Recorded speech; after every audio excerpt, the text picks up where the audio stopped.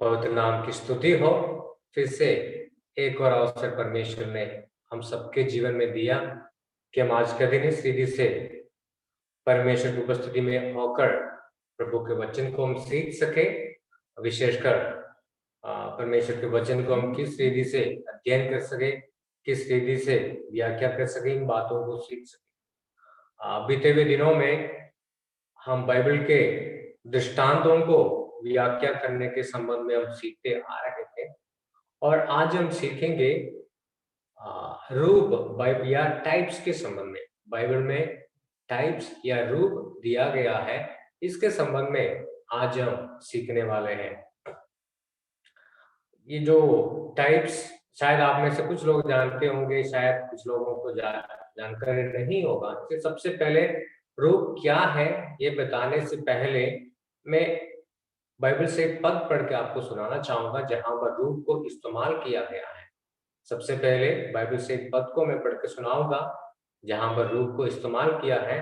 आप देखिए, यूहन्ना रचित सुसमाचार उसके 3 अध्याय उसके 14वां आयत को, यूहन्ना 3 अध्याय उसके 14वां आयत को वहां पर लिखा है, और जिस रीति से मूसा ने जंगल में शाम को ऊंचे पर चढ़ाया, उसी रीति से अवश्य है कि मनुष्य का पुत्र भी ऊंचे पर चढ़ाया जाए।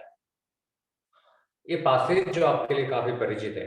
यहाँ पर आप जानते हैं कि प्रभु यीशु मसीह निकोदेमुस के साथ बातचीत कर रहे हैं और बातचीत में नया जन्म के बारे में यीशु मसीह बात करते हैं और बातों के बीच में यीशु मसीह पुराने नियम के एक घटना को यहाँ पर निकोदेमुस को याद दिलाते हैं। याद दिलाते हुए वहां से गिनती के पुस्तक 21 अध्याय उसका 9वां आयत का पद को यीशु मसीह ने वहां से कोट किया है। आप जानते हैं गिनती के पुस्तक 21 अध्याय में क्या हुआ था। जब इस्राएली लोगों ने मरुभूमि यात्रा में, जंगल की यात्रा में परमेश्वर के खिलाफ आवाज उठाए और उसके कारण परमेश्वर ने उनके बीच में सजा देते हुए बीच में सांप लाया और लोगों को सांप डसने लगा। तब मूसा परमेश्वर के पास जाते हैं और जो लोग सांप से डसा जाते हैं उनको बचने का रास्ता मांगते हैं। तब परमेश्वर ने कहा कि एक पीतल से एक सर्प को या सांप को बनाकर, उसकी मूर्तियां प्रतिमा बनाकर ऊंचे खंभे में उनको खड़ा करना है, और जिस किसी को सांप डसते हैं अगर वो उस खंभे में खड़ा किया हुआ पीतल का सांप को देखने से वो बच जाएगा, उसका जीवन बच जाएगा।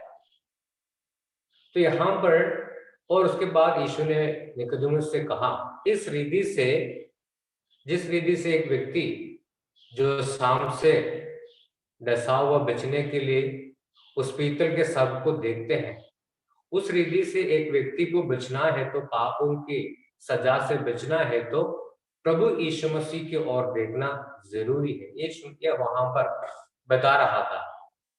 तो हम यीशु ने कहा उसी रीति से अवश्य है कि मनुष्य का पुत्र भी ऊंचे पर चढ़ाया जाए। यहाँ पर यीशु मसीह का या कालवरी के क्रूस पर चढ़ाया गया यीशु मसीह का एक रूप के रूप में यहाँ पर सांप को इस्तेमाल किया गया है। खंबे पर खड़ा किया गया पीतल का सर्प को यीशु मसीह का एक रूप के रूप में यहाँ पर इस्तेमाल किया गया है। तो हम यहाँ पर समझ सकते हैं ये रूप क्या है। यहाँ पर रूप है जंगल में सांप को जो ऊंचे पर चढ़ाया गया था, जो पीतल का जो सांप बनाया गया था और उसको खंबे पर खड़ाया गया, वो है यहाँ पर एक रूप, और यीशु मसीह के साथ उसको तुलना किया गया है।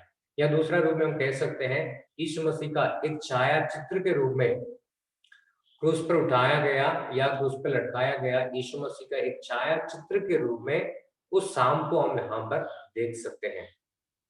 तो उसकी एक परिभाषा हम देखेंगे, टाइप क्या होता है या रूप क्या होता है, उसकी एक छोटा सा एक परिभाषा को हम देखेंगे। उसका परिभाषा ऐसा है एक रूप पुराना नियम से एक संस्थान, घटना व्यक्ति, वस्तु या समारोह है जिसका वास्तविकता और उद्देश्य बाइबल के इतिहास में है, लेकिन जो परमेश्वर की योजना के तहत भविष्य में होने वाले विषय का एक छाया चित्र होता है। देखिएगा, फिर से मैं पढ़ रहा हूं आपके लिए। एक रूप पुराने नियम से एक संस्थान, घटना, व्यक्ति, वस्तु या समारोह है जिसका वास्तविकता और उद्देश्य बाइबल के इतिहास में है, लेकिन जो परमेश्वर की योजना के तहत भविष्य में होने वाले विषय का एक छाया चित्र होता है। और उसको हम सरल भाषा में कहा जाए तो ऐसा है कि नया नियम में होने वाले एक सच्चाई को, एक हकीकत को दिखाने के लिए पहले से पुराने नियम में दिया गया एक सच्चाई, एक घटना, एक व्यक्ति हो सकता है।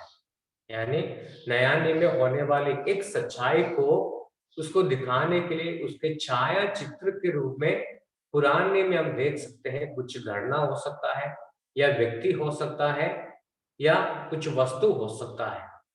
ये हकीकत होना चाहिए, यानी पहले से पुराने में आया हुआ एक हकीकत होना चाहिए, एक उद्देश्य के साथ आया हुआ एक हकीकत होना चाहिए, इतिहास का हिस्सा होना चाहिए।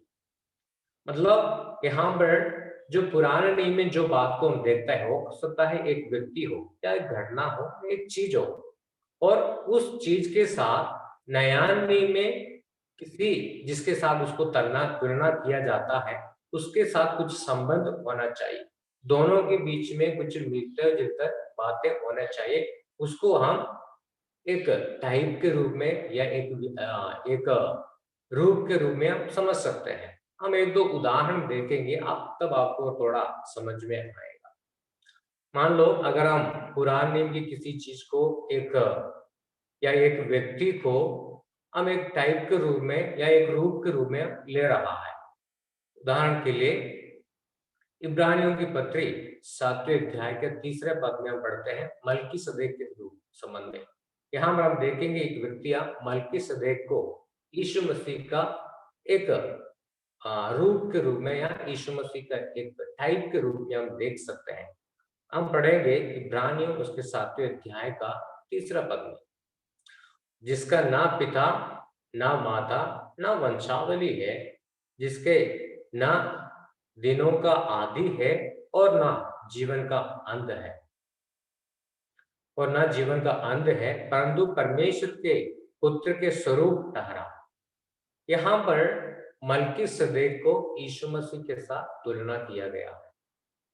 यहाँ पर मलकीसदेक को यीशु मसीह के साथ तुलना किया गया। आप जानते हैं इब्रानियों की पत्री 7वें अध्याय में मलकीसदेक का याजक पद के बारे में, साथ में यीशु मसीह का याजक पद के बारे में वहां पर बताया गया है। और वहां पर यीशु मसीह के याजक पद को, महायाजक पद को मलकीसदेक के याजक पद के साथ तुलना किया गया। किस रीति से? क्योंकि वहां पर लिखा है मलकीसदेक के माता पिता के बारे में वहां पर कुछ नहीं बताया गया बाइबल में, पुराने नियम में, और उनके वंशावली के बारे में भी कुछ नहीं बताया गया है।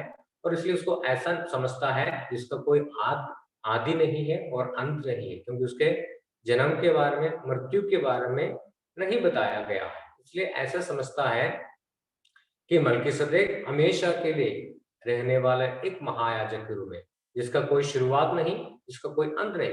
इसका मतलब ऐसा नहीं कि मलकीसदेक को कोई अंत नहीं था, कोई शुरुआत भी नहीं था, ऐसा नहीं। बस एक साधारण मनुष्य था, उसका शुरुआत भी था, उसका अंत भी था, उसका माता और पिता भी था, लेकिन बाइबल में उसके बारे में जानकारी नहीं दिया गया। इसलिए यीशु मसीह का एक रूप के रूप में, यीशु मसीह हमेशा के लिए रहने वाला एक महायाजक का एक रूप के रूप में वहां पर मलकीसदेक को इस्तेमाल किया गया है। देखिएगा, यहाँ पर रूप है मलकीसदेक, जिसको दिखाने के लिए यीशु मसीह का हमेशा रहने का उस महायाजक पद को दिखाने के लिए मलकीसदेक को रूप के रूप में इस्तेमाल किया गया है। तो यहाँ पर हम देखते हैं पुराने नियम के एक व्यक्ति एक रूप के रूप में, यीशु मसीह का महायाजक पद का दिखाने का एक रूप के रूप में हम देखते हैं मलकीसदेक को। और हम देखेंगे इस परिभाषा को थोड़ा समझने के लिए पुराने नियम की एक घटना, मत्ती रचित सुसमाचार उसके 12वें अध्याय के 40वें पद में यीशु मसीह ने ऐसा कहा था, योना 3 रात दिन जल जंतु के पेट में रहा, वैसे ही मनुष्य का पुत्र 3 रात दिन पृथ्वी के भीतर रहेगा। यहाँ पर यीशु मसीह स्वयं एक रूप को, यीशु मसीह का पुराने नियम के एक रूप को यहाँ पर यीशु मसीह याद दिलाता है। यीशु मसीह स्वयं इन पदों को कहा है, कहता है कि योना 3 दिन और रात जिस रीति से जल जंतु या मछली के पेट में रहा, वैसा ही मनुष्य का पुत्र या यीशु मसीह भी पृथ्वी के अंदर या पृथ्वी के भीतर रहेगा। यहाँ पर तुलना किया गया है योना के जो पेट के मछली के पेट में 3 दिन रहा, उस घटना को यीशु मसीह को गाड़ दिया जाने का या यीशु मसीह को दफनाया जाने का उस घटना के साथ तुलना किया गया है। जिस रीति से यीशु मसीह को हम जानते हैं कि 3 दिन यीशु मसीह मृत्यु के बाद कब्र में रहा, उस घटने को पुराने नियम के योना नबी का उस घटने के साथ वहां पर तुलना किया गया है। तो यहाँ पर हम देखते हैं इन दोनों के बीच में कुछ कंपैरिजन के लायक या कुछ तुलना करने लायक, जिस रीति से योना 3 दिन और रात मछली के पेट में, और उस रीति से यीशु मसीह पृथ्वी के भीतर या यीशु मसीह को दफनाए जाने के बाद 3 दिन के बाद यीशु मसीह या 3 दिन और रात के बाद यीशु मसीह जी उठा।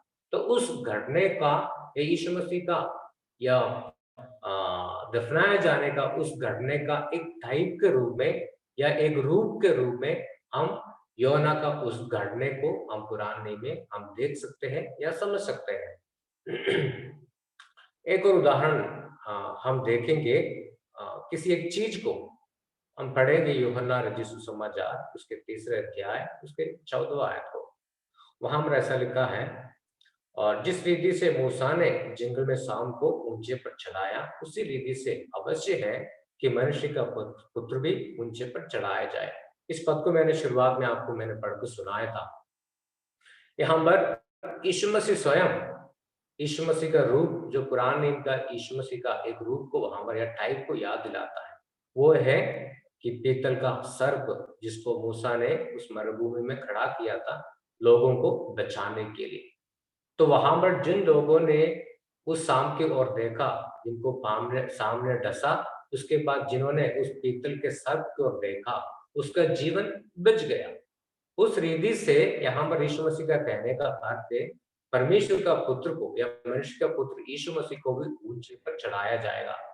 जो लोग यीशु मसीह को देखता है, उसका जीवन, या देखना मतलब विश्वास करता है, उसका जीवन बच जाता है। तो यहाँ पर यीशु मसीह को काल्वरी के क्रूस पर उठाया गया उस यीशु मसीह को उस पीतल के सर्प के साथ तुलना किया गया है। तो हम ऐसा कह सकता है कि यहाँ पर इन दोनों के बीच में उस पीतल के सर्प पर खंभे पर उठाया गया पीतल के सर्प और काल्वरी के क्रूस के यीशु मसीह के बीच में एक तुलना है। दोनों को देखने से उद्धार मिलता है या जीवन बच जाता है। तो यहाँ पर यीशु मसीह का एक रूप के रूप में यहाँ पर इस सर्प को हम देखते हैं, पीतल का सर्प को हम देखते हैं। तो हमने देखा अभी 3 उदाहरण हमने देखा। पहले मलकीसदेक को यीशु मसीह का एक रूप के या टाइप के रूप में हम देखते हैं, क्योंकि यीशु मसीह और मलकीसदेक के बीच में तुलना करने लायक कुछ बातों को हम देखते हैं। और हम एक घटना देखा पुराने नियम की, जहां पर योना के बारे में हमने पढ़ा और यीशु मसीह और योना के बीच में तुलना करने लायक कुछ बातों को वहां पर हमने देखा। और उसके बाद हमने देखा एक चीज को, यहाँ पर उस पीतल के सर्प को हम देखते हैं। पीतल के सर्प और यीशु काल्वरी के क्रूस पर उठाया गया यीशु मसीह, इन दोनों के बीच में कुछ तुलना करने लायक कुछ बातों को हम देख सकते हैं। इसलिए इसको हम कह सकता है कि यीशु मसीह का एक रूप है, या इन तीनों बातों को एक किसी ना किसी प्रकार यीशु मसीह का रूप या उद्धार के इस बात के रूप के रूप में या टाइप के रूप में हम देखते हैं। तो हम देखेंगे कि ये टाइप को या रूप को इस्तेमाल करने का या इसको समझने का कारण क्या है? उसका कारण ये है, हम अगले स्लाइड में जाएँगे। उसका कारण ये है कि ये जो टाइपोलॉजी या रूपक जो है इस धारणा पर आधारित है कि पूरे उद्धार के इतिहास में परमेश्वर के काम में एक ढांचा है। थोड़ा ध्यान से हम देखिएगा, यीशु मसीह के या परमेश्वर के उद्धार के कामों में इतिहास में जो भी हम काम काम देखता है, उसमें एक ढांचा है या एक फ्रेमवर्क होता है। तो परमेश्वर अपने उद्धार के काम को इतिहास में एक ढांचा के अनुसार एक फ्रेमवर्क के अंदर परमेश्वर कहता है। और उसको उदाहरण के रूप में बताया जाए, इस्राएल लोगों के पापों के लिए एक मेमने को बलि दी जाती है और फसह का मेमना को हम देखता है। इस्राएल के पहलौठा को बचाने के लिए फसह के समय एक मेमना को काट दिया जाता है। और उस रीति से और यहाँ पर सब हम एक बात को हम देखते हैं कि एक के जगह में दूसरे चीज मर अपने जान को देता है। यानी जैसे इस्राएली लोगों के पापों के लिए एक मेमना मरता है, या फसह के समय एक मेमना मरता है कि पहलौठा को बचाने के लिए। और उस रीति से यीशु मसीह जो है हमारे पापों के लिए मर गए। यानी यहाँ पर सब एक बात को हम देख सकता है कि एक के जगह में दूसरे व्यक्ति को अपना जान देना पड़ता है, या एक को बचाने के लिए दूसरे के जीवन को चले जाता है। यहाँ पर इस प्रकार के एक तुलना को हम देखते हैं। तो इस रीति से परमेश्वर के उद्धार के कार्य में हम इस प्रकार का एक ढांचा हम देखते हैं। एक को बचाने के लिए दूसरा अपना जीवन देता है। उस रीति से जिस रीति से यीशु मसीह हमें बचाने के लिए अपना जीवन दे दिया। तो इस प्रकार का एक ढांचा में परमेश्वर काम करता है, उद्धार का काम इतिहास में करते हुए हम देखते हैं। और दूसरी बात यह है कि परमेश्वर के उद्धार का इस काम का एक पूर्व चित्र को हम बाइबल में देखते हैं। परमेश्वर के उद्धार का या छुटकारे का काम का एक पूर्व चित्र को हमेशा हम बाइबल में हम देखते हैं। जैसे मैंने कहा कि पुराने नियम में बहुत सारे बलिदान को चढ़ाए जाते थे। इस जितने सारे बलिदान चढ़ाया जाता था, ये सब हम देखते हैं परमेश्वर में भविष्य में होने वाला प्रभु यीशु मसीह का उस महान उद्धार का कार्य का एक छाया चित्र है। जितने सारे बलिदान जो हम पुराना नियम में हम देखते हैं, ये सारे बलिदान जो है नया नियम में होने वाले उस सच्चाई का, यीशु मसीह का मृत्यु का एक छाया चित्र के रूप में हम देखते हैं। तो इसीलिए हमें पीछे जाकर देखने से यीशु मसीह के संबंध में या नया नियम में होने वाले कुछ बातों का एक टाइप या एक रूप को हम देख सकते हैं। अभी हमें जब हम टाइप या रूप के बारे में समझते समय हमें एक बात और समझना है, ये परमेश्वर का प्रकटीकरण का एक हिस्सा भी होता है। परमेश्वर का प्रकटीकरण का एक हिस्सा, यानी बाइबल में पढ़ते हैं परमेश्वर हमेशा थोड़ा थोड़ा करके अपनी बातों को समय समय पर प्रकट करते रहा। थोड़ा थोड़ा करके हमेशा समय समय पर अपने आप को प्रकट करते रहा। इस बात को हम इब्रानियों की पत्री पहला अध्याय के पहला आयत में पढ़ते हैं।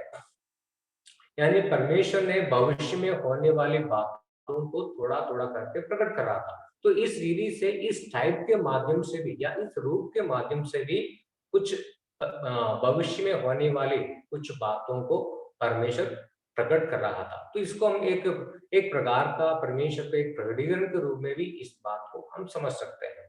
और हम आगे बढ़ेंगे।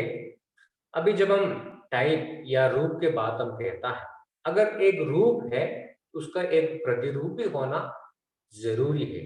अगर एक रूप है तो उसका एक प्रतिरूप भी होना जरूरी है। प्रतिरूप मतलब हम देखेंगे, जैसे हम कहते हैं एक मान लो एक छाया आप देखते हैं या एक शैडो देखते हैं, किसी एक व्यक्ति का, किसी एक पेड़ का शैडो आप देखते हैं। जब आप शैडो देखते हैं तब हमें मालूम हो जाता है, अगर आपने छाया देखा है तो जरूर इसका एक हकीकत है। अगर एक छाया है, अगर उस छाया है तो उसका पीछे एक सच्चाई जरूर खड़ा है।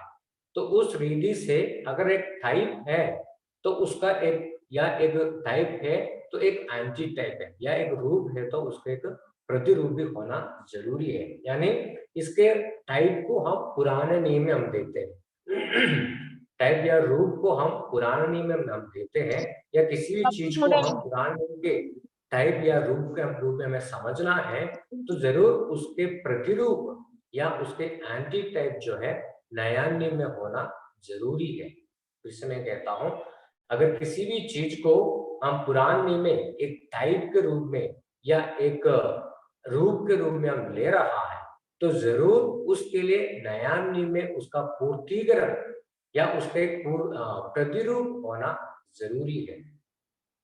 उदाहरण के लिए हम देख सकते हैं पुराने नियम में एक रूप है फसल।